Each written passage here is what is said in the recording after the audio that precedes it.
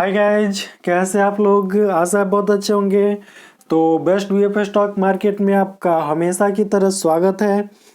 और एक निवेदन भी है कि अभी तक आपने इस चैनल को सब्सक्राइब नहीं किया है तो कृपया सब्सक्राइब कर लीजिए। तो इस वीडियो में जिस कंपनी के एनालिसिस करने जा रहे हैं वो कंपनी बीएसई में लिस्टेड है और फाइनेंस का काम करती है। इसका मार्केट कैप 37.5 करोड़ का है। मार्केट कैप यहाँ पर देख लीजिए 37.5 करोड़ का। करंट प्राइस अभी जो चल रहा है वो 83 रुपया का चल रहा है। करंट प्राइस 83 रुपया का चल रहा है। 52 वीक का इसका जो हाई है वो 99 रुपया 70 पैसा है और जो लो है वो 22 रुपया 50 पैसा है। वहीं स्टॉक का पी जो है लगभग 9.5 रुपया है। इसका जो बुक वैल्यू है वो देख लीजिए, कमाल का बुक वैल्यू है। 350 का बुक वैल्यू 350 का। डिविडेंड यहाँ पर देख लीजिए कंपनी देती है, ऐसी बात नहीं है कि डिविडेंड नहीं देती है। लगभग 100% का डिविडेंड यहाँ पर दिखाया जा रहा है।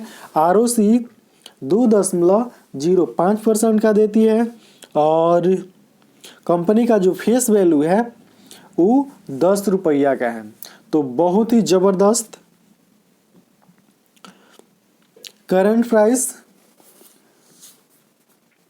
83 रुपया का और कंपनी का बुक वैल्यू 353 रुपया।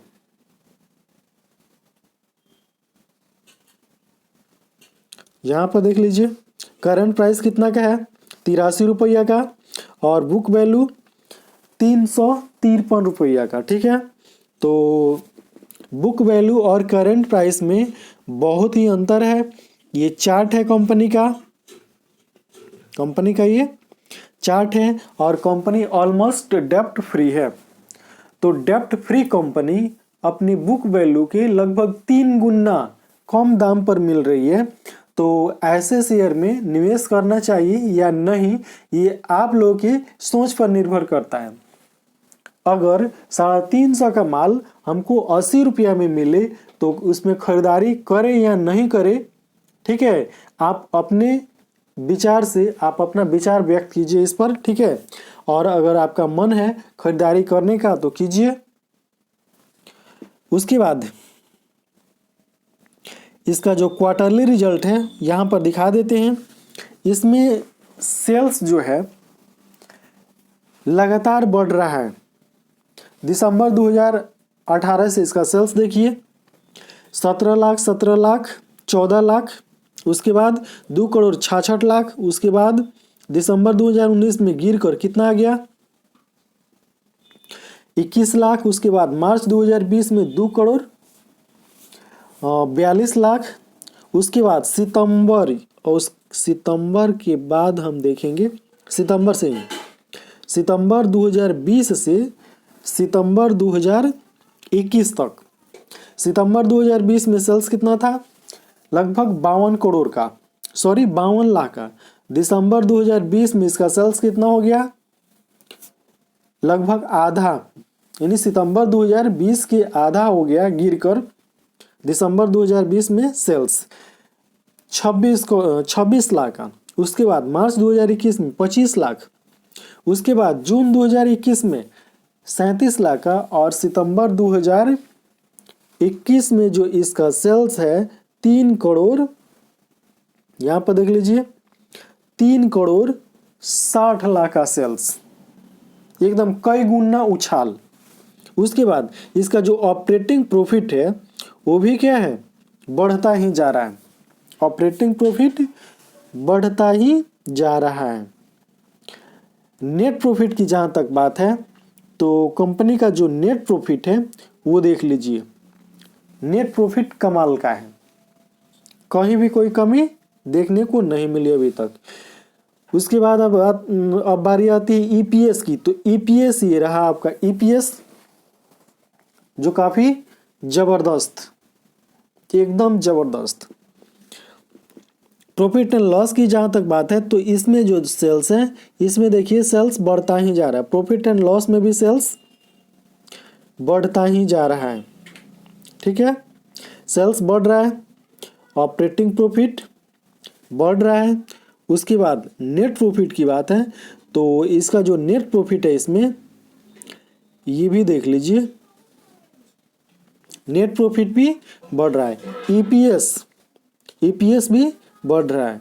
ठीक है, तो उसके बाद कंपनी एक बार डिविडेंड भी कई बार डिविडेंड पे आउट की है, वो कब कब की है यहाँ पर देखिए, डिविडेंड कंपनी पे आउट की है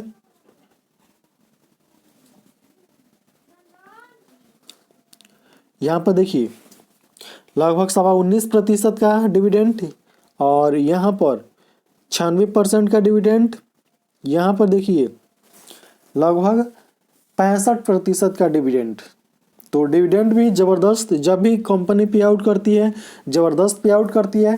कंपाउंडेड सेल्स ग्रोथ की जहाँ तक बात है तो यहाँ पर देखने को मिल रहा है कंपाउंडेड सेल्स ग्रोथ 10 वर्षों में 32%, 5 वर्ष में 48%, 3 वर्ष में -23%, और टीटीएम जो है वो 32% देखने को मिल रहा है। वहीं कंपाउंडेड प्रॉफिट ग्रोथ है वो 10 वर्ष में 5%, 5 वर्ष में 133%, और 3 वर्ष में -33%, और टीटीएम जो है वो 41% है। वहीं स्टॉक प्राइस CAGR की बात है तो ये देख लीजिए स्टॉक प्राइस CAGR 10 वर्षों में 27%, 5 वर्ष में 37%, 1 वर्ष में 48%, और 3 वर्ष में 48%, और 1 वर्ष में 1% का रिटर्न ऑन इक्विटी 10 वर्षों में 6%, 5 वर्ष में 10%, 3 वर्ष में 9%, और लास्ट ईयर 2%। इसका जो बैलेंस शीट है वो यहाँ पर देख लीजिए, बैलेंस शीट कंपनी के पास रिजर्व की कोई कमी नहीं है।